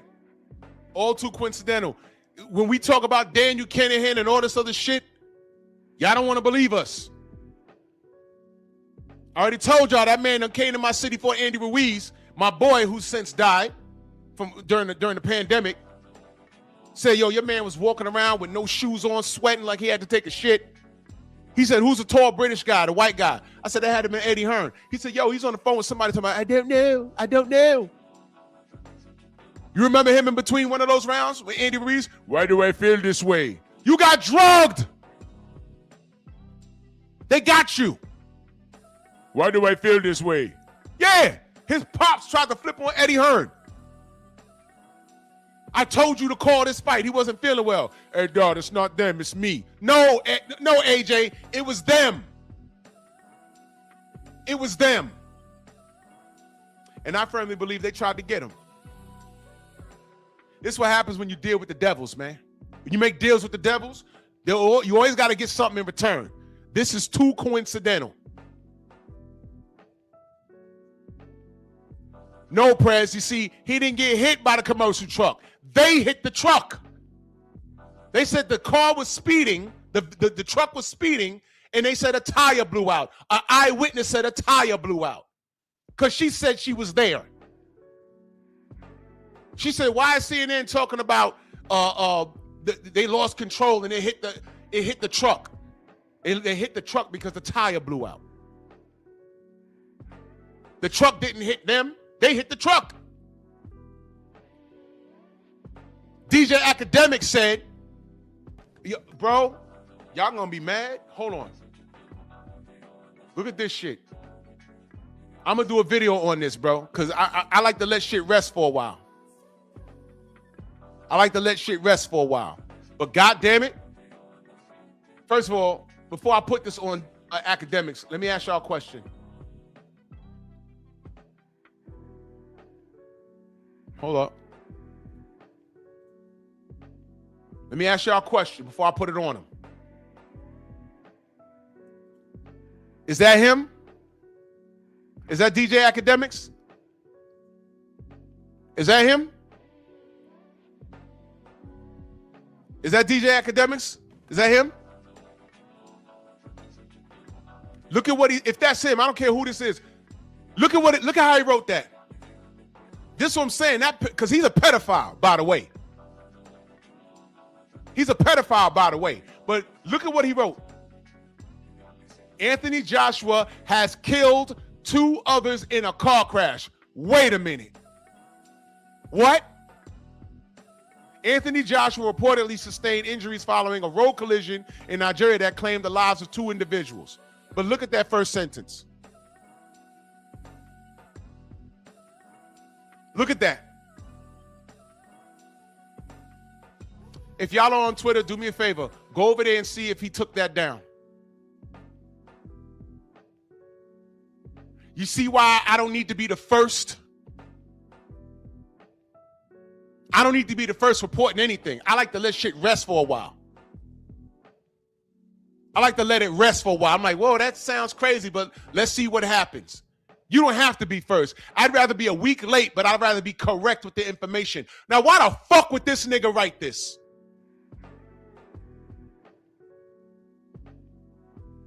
You see what I'm talking about? It's always what? Us. It's always us. You see? Now, y'all know I don't fuck with AJ, but at no point did I say, hey, I hope he dies. I don't do things like that. I hope he dies. Now, unlike this bitch ass nigga, Southpaw TV. That's a real tweet, by the way. You see that? I don't do things like that. Unless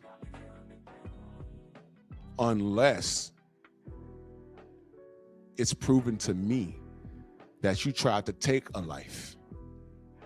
Hashtag car fire. Eye for an eye, right? What did Devin do to y'all niggas? Nothing but put in work. Nothing but make your favorite fighter look like a complete and total Buddhisty. And for that, he prayed Devin die. But you said car fire. I sure did. Because Tyson Fury tried to commit murder in a boxing ring with faulty equipment. And he has a reputation of doing so. So please don't talk to me. An eye for an eye.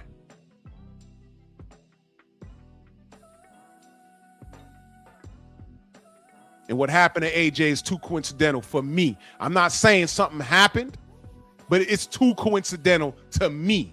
To me, it's way. He deleted it? Of course he did. Bitch ass nigga.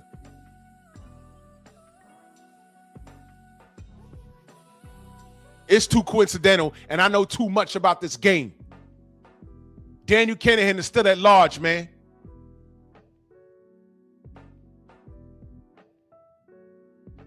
I also heard reports that AJ's son was in the car. Is that true?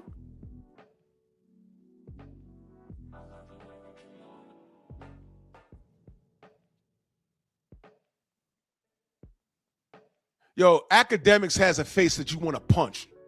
Big old round fat nigga face, man. I want to punch that dude in his jaw, bro. I want to break his shit.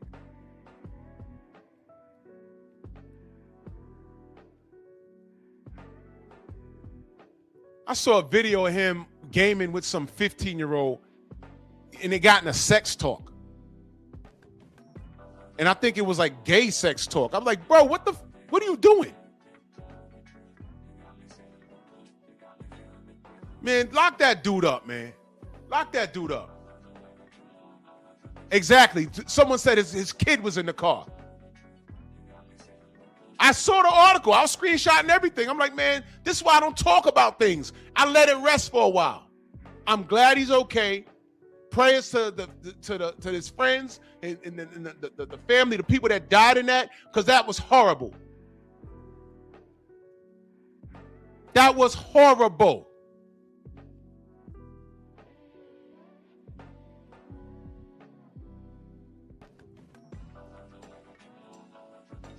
However, I got some shit to say about that. And it's not really AJ. It's his fan base. Video coming soon. His fan base is really fucked off. His fan base is really fucked off. And every time y'all do something, something happens. God ain't wasting no time with y'all. See, it's the end of the year. He ain't wasting no time with y'all. But I got a video coming about that. And I'm releasing it today.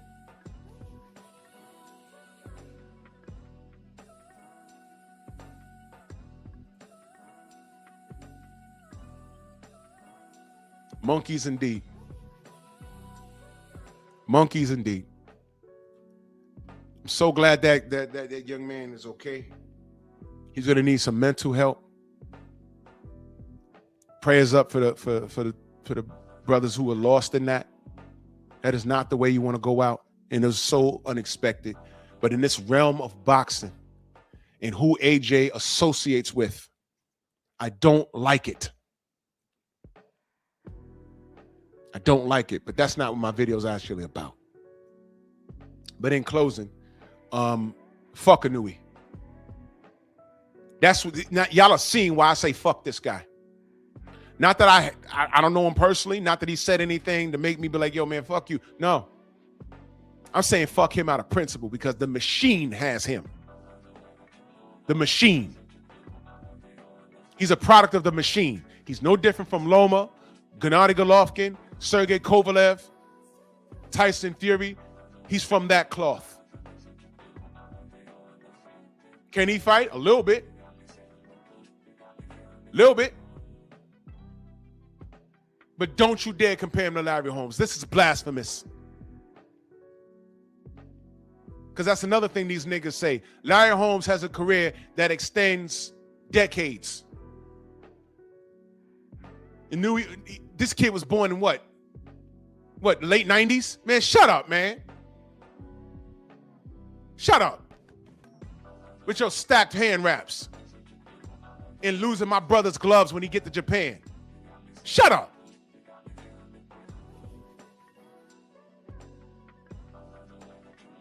The fighters I watched growing up, they worked hard in camp. Blood, sweat, and tears.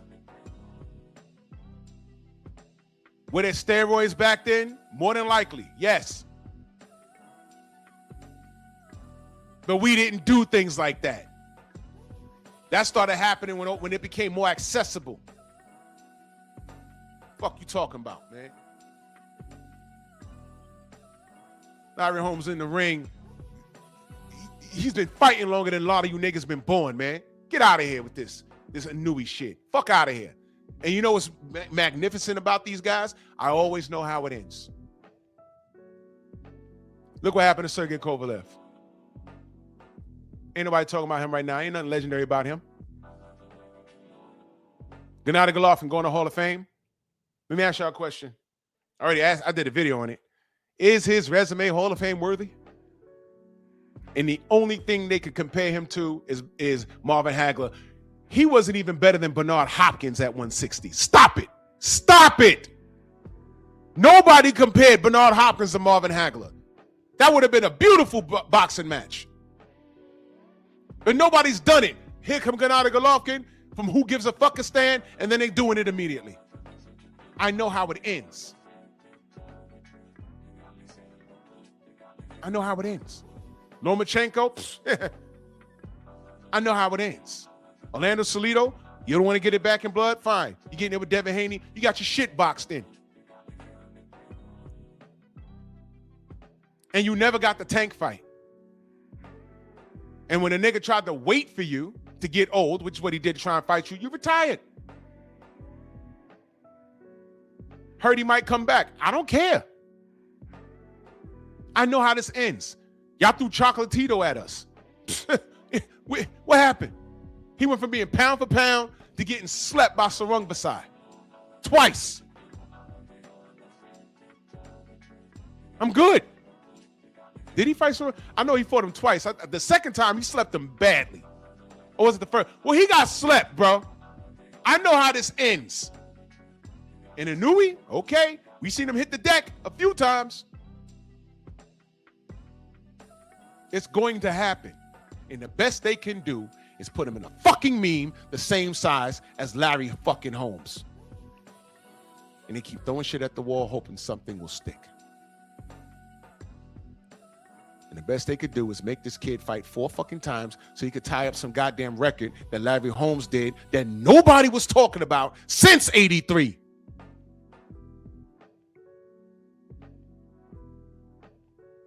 And the majority of people that are going to try and argue me about this stat, y'all niggas was born in 2000. I'm not talking to y'all. Take your Inoue praise and glaze and go to fuck somewhere with it.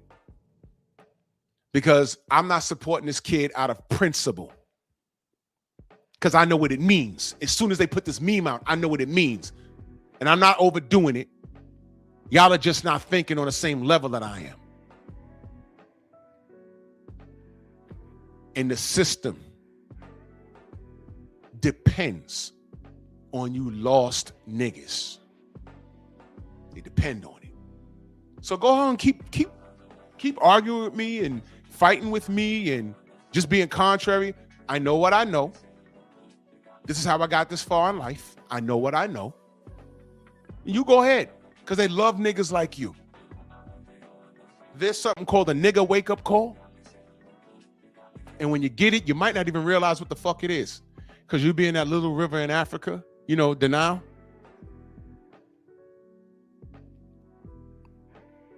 And when there's no other explanation but what you're seeing, keep it to yourself. Because I'm not fighting for you. Whether you're in the chat or you're a fighter. I'm not. Deal with it. Y'all saw what happened to Myron in Fresh and Fit. They went to some rally they had, and they thought they had a guest pass, and they were escorted out. Their black nigga asses was escorted out. Saw that?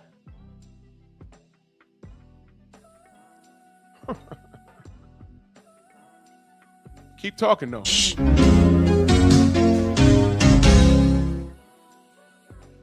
Time reveals all truth, and the lie's nothing but the long way to the truth.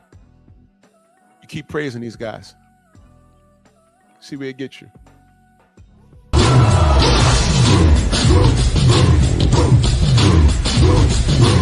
Yeah, come on!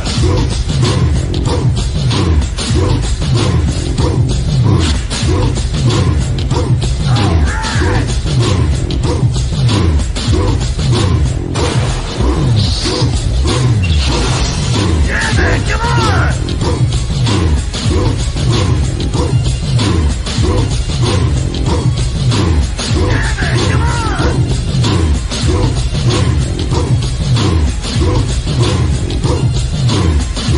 Yeah, man, come on! Yeah, man, come on!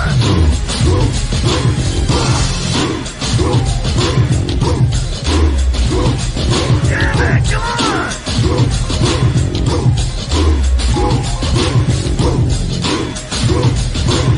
Better than that!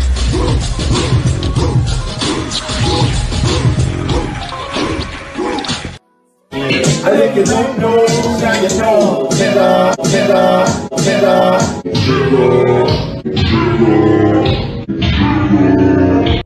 Nigger. Can't stand y'all. Swear to God. All my troubles come more nigga. Yeah, it makes me mad. Why you niggas are so against somebody for you? How much longer do you think your It mom makes me so mad. Long enough to beat your ass if you fuck up. That's right. You might not get out of this stadium tonight.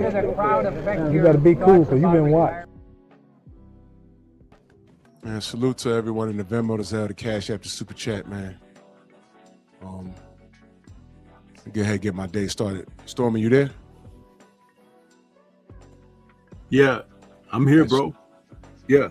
Yeah, we about to pack it up, brother. Yes, sir. Yeah, I'm just, dialed tuned in, man. It's like, the message that you had today overall about placing someone where they don't need to be, as opposed to not respecting the entity that where you're trying to place that person. Isn't that really something? It's interesting. Yeah. And they depend on to be honest, man, they just depend on the youth. And the youth minded, the people that are not seeing with their third eye open. Right. The ignorance of the youth. Ignorance, They depend on that. Yeah. And that's why I tell everybody, I brought some people up here during the year so y'all can see it yourself, because a lot of people think that we exaggerate. We talk about the lack of brain capacity from these other YouTubers. We're not making it up. So I did it, y'all saw it, and every now and again I do it so y'all can see it, to know that I'm not exaggerating. And that's the end of it. They're not welcome up here anymore. But y'all seen it yourself. Seen it yourself.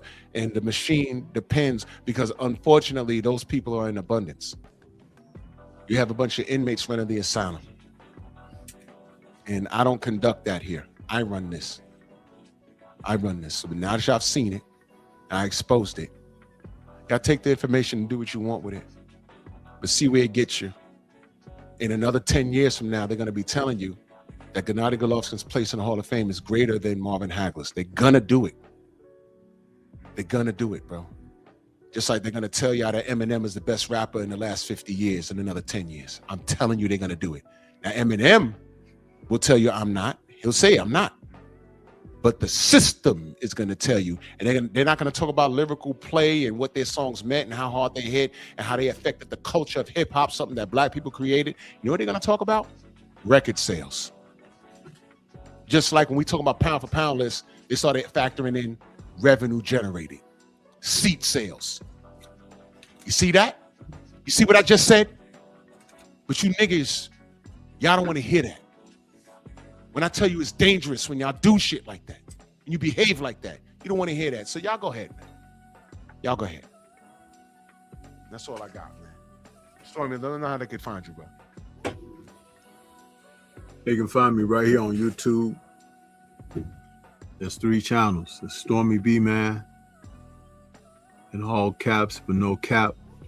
There's a Stormy B Man Temple of Culture and Entertainment. There's a Stormy B Man Kung Fu Temple. So that's what we're working with. And we're migrating over to Rumble, where we can promote and present without restriction. So it is what it is. Peace to everybody. Thank you for having me, Drew. Anytime, good brother. And we're coming up on the end of the year, man. Salute International Quiet Storm. And salute to International Quiet Storm. He's an original moderator from the Kevin Samuels show. Yes, sir, man. Salute to you, brother. Always a pleasure seeing you. Man, salute to everybody in the Venmo, the Zelle, the Cash App, Super Chat. This is what I do. And I will always go against the grain. And y'all take the information and do what you want with it. But I'm content with the fact that it's being said. You know, but I know how this ends. I always do. And y'all have a good day. I'll see y'all tomorrow. Bronx on deck. Move! Why are you gay? Who says I'm gay? You are gay.